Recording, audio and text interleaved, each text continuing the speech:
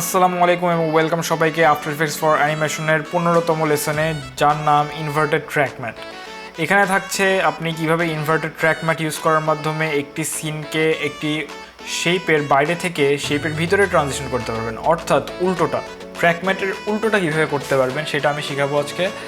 And সেটা কীভাবে একটা অ্যানিমেশনে অ্যাপ্লাই করতে হয় তাও আমি শেখাবো। তো চলুন ডাইরেক্টলি চলে যাওয়া যাক লেসনটিতে।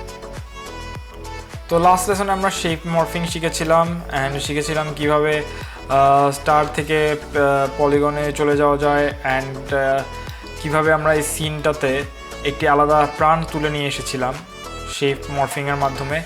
আজকে আমরা শিখব যে কিভাবে এর পরেরটুকু অ্যানিমেট করতে হয়। দ্যাট মিনস যে পটেড প্লান্টটা কীভাবে চলে আসবে নিচে থেকে। সিন্স পটেড প্লান্টটা আমরা যদি আমি ফার্স্টে এটাকে একটু স্কেল ডাউন করে নেই কম্পের সাথে সামঞ্জস্যতা রাখার জন্য, দেন পজিশন প্রপার্টিজটা আমরা এডিট করব। যদিও তো আমি যদি কম্পের বাইরের থেকে এটাকে নিচে থেকে উপরে উঠাই তো ইট ডাজন্ট লুক গুড।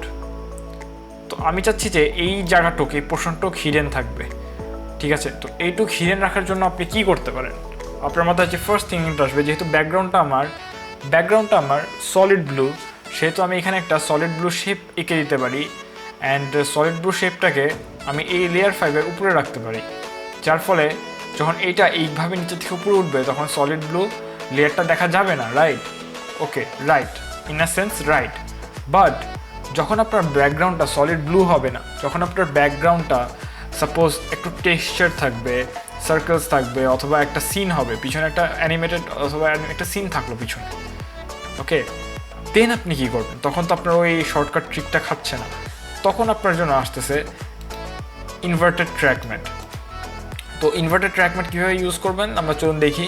আমরা ফার্স্টে এই পটেড প্ল্যানটাকে কম্পোজিশনের বাইরে নিয়ে যাই এবং ফার্স্ট কিফ্রেম বানিয়ে নিই অ্যান্ড দেন আমরা নিউ থেকে শেপ লেয়ারে যাব এবং নতুন একটি শেপ তৈরি করব। স্টার দেওয়া ছিল, আমি রেক্ট্যাঙ্গেলে চলে যাই এবং শেপটাকে আমি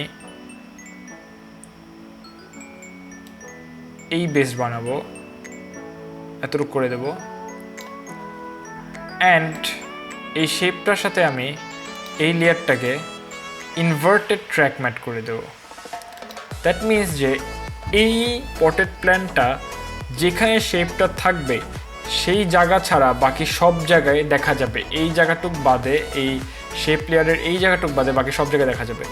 তো আমি এতটুকু যাওয়ার পরে, কিছু দূর যাওয়ার পরে আমি এর পজিশনটা উঠিয়ে দিই। দেখছেন পটেড প্ল্যানটা কিন্তু উঠছে, বাট এটা শেপ লেয়ারের যতটুকু রয়েছে সেখানে শো করছে না, যেখানে শেপ লেয়ারটা নাই কেবল সেখানেই শো করছে। দ্যাট মিনস যে এটা টোটালি ট্র্যাক ম্যাটের অপোজিট। তো এটা উঠলো, ওকে, বাট এখন এটা রিফ্লেকশনটা আমি কীভাবে তৈরি করব? আজ করতেই পারে যেইভাবে এটা আপনি করেছেন সেমভাবে আপনি এইটার একটা ডুপ্লিকেট করবেন। This create a duplicate and সেই ডুপ্লিকেটটাও আপনার এই শেপ টু লেয়ারের সাথে ইনভার্টেড ট্র্যাক ম্যাট থাকবে।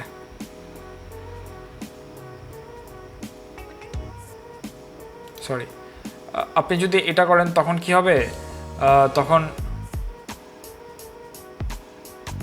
আপনার যে আরেকটা শেপ লেয়ার, আরেকটা যে লেয়ার রয়েছে সেটা আর ট্র্যাক ম্যাট থাকবে না, ইনভার্টেড ট্র্যাক ম্যাট থাকবে না। তো এইটাকে আমরা এটার উপরে নিয়ে যাব অ্যান্ড দেন এই শেপটাকেও আমরা ডুপ্লিকেট করব ইনভার্টেড ট্র্যাক ম্যাট করার জন্য।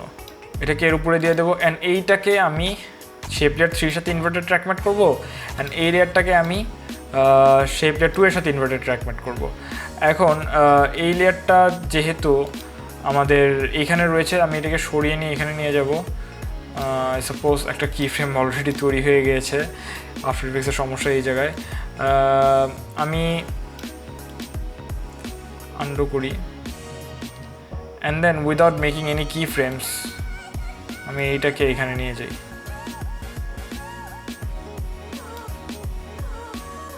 অ্যান্ড আমি এইটাকে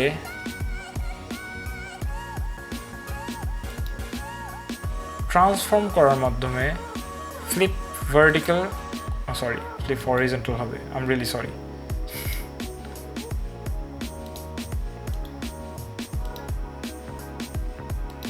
ফ্লিপ হরিজন্টাল করার মাধ্যমে একটা রিফ্লেকশন দিয়ে দেবো। তো যখন এটা রিফ্লেকশন পেয়ে গেল তখন আমাদের কি করতে হবে, সিম্পলি এটাকে অ্যানিমেট করতে হবে, রাইট? তো আমরা এই কি ফ্রেমগুলো অনুসারে আমরা এটাকে অ্যানিমেট করে যাব। ফার্স্ট কি ফ্রেম ছিল আমার যেটা, সেটা অনুসারে আমি এটার পজিশনটাকে নিচে দিয়ে দিলাম। অ্যান্ড দেন এই কি ফ্রেমে যখন যাচ্ছে তখন এটার পজিশন কত হচ্ছে 629.3, আমরাও এটার পজিশন 629.3 দিয়ে দিব। দ্যাট ওয়ে এটা দুইটা একসাথে, ও ক্র্যাপ, আমি আবার কি ফ্রেম দিতে ভুলে গিয়েছি। ওকে, আমরা আবার পজিশনটা চেঞ্জ করি, 1371.3, 1371.3। ওকে, এখন কি হবে, আমি যখন প্লে করব তখন দেখতে পাবেন যে দুইটা একসাথেই উঠছে। দ্যাট মিনস এদের রিফ্লেকশনটা মনে হচ্ছে যে এরা রিফ্লেক্ট করছে একে অপরকে। এখন এইখানে আরও কিছু জিনিস ফিক্স করা রয়েছে, আমি যেহেতু রিফ্লেকশনের রিফ্লেক্টরগুলো দেই নাই সেগুলো আপনারা দিতে পারেন। অ্যান্ড দেন ফটো ফ্রেমগুলো রয়েছে, ফটো ফ্রেমটাকে আমি মনে হচ্ছে যে এটা ফটো ফ্রেমটা এর পিছিয়ে রয়েছে। এই প্রবলেমটা সলভ করার জন্য আপনার কি করতে হবে, আপনার এই দুইটা শেপকে একসাথে চুজ করে এই দুটাকে আপনি ফটো ফ্রেমের নিচে দিয়ে দিতে পারেন, দেন প্রবলেমটা সলভ হয়ে যাচ্ছে। এটা একসাথেই উঠবে, বাট মনে হবে যে হ্যাঁ এটা ফটো ফ্রেম, এটা রিফ্লেক্ট করছে। ফটো ফ্রেমটাকে একটু বড় রাখতে পারেন। আমি জাস্ট আপনাদেরকে টেকনিকগুলো শেখানোর জন্য আমি জাস্ট খুবই তাড়াতাড়ি করে দেখিয়ে যাচ্ছি কিভাবে কি করতে হবে। আপনি যত ক্রিয়েটিভ হতে পারেন পুরোপুরি আপনার উপরে, আপনি যত ক্রিয়েটিভ হতে পারেন এই জিনিসগুলো টেকনিকগুলো দিয়ে আপনি তত হাই কোয়ালিটি অ্যানিমেশন তৈরি করতে পারবেন। অ্যান্ড অ্যানিমেশনের সবচেয়ে মূল জিনিস যেটা হলো যে এক সিন থেকে আপনি কিভাবে অতি ডাইনামিক্যালি আপনি আপনার ভিউয়ারের নজরটা না সরিয়ে ট্রানজিশনগুলো করতে পারবেন। যেরকম আমরা এইখানে করলাম, এখানে যে আমরা 10 সেকেন্ড অ্যানিমেট করেছি সেটা যদি আমরা আবার প্লে করি, আমাদের ফার্স্ট একটা সিন চলতেছিল, সেখান থেকে আমরা ডাইনামিক জুম ইউজ করে আরেকটা সিনে চলে গেছি, সেখান থেকে আমরা শেপ মর্ফ ইউজ করার মাধ্যমে আমরা আরেকটা সিনে চলে গেছি। অ্যান্ড নেক্সট লেসনে আমি দেখাবো যে এই শেপ মর্ফটা আবার ইউজ করার মাধ্যমে, অ্যান্ড শেপ মর্ফের সাথে আমি এই বেস লেয়ারটাকে তখন আলফা ট্র্যাক ম্যাট এবং ইনভার্টার ট্র্যাক ম্যাট ইউজ করার মাধ্যমে আমি কিভাবে আরেকটি নতুন সিনে চলে যায় সেগুলো থাকছে। তাছাড়াও নেক্সট লেসনে যেটি আরেকটি গুরুত্বপূর্ণ জিনিস থাকছে সেটা থাকছে হলো ওয়ার্কিং ইন প্রিকম্পোজিশন কী জিনিস এবং প্রিকম্পোজিশনে কীভাবে কাজ করে আপনার কাজের টাইমটাকে কমিয়ে আনবেন এবং টাইম এফিশিয়েন্ট করবেন এক কথায়, সেগুলো আমি দেখাবো নেক্সট লেসনে। তো এই লেসনটি এই পর্যন্তই, আশা করি দেখা হবে পরবর্তী লেসনে। আসসালামু আলাইকুম।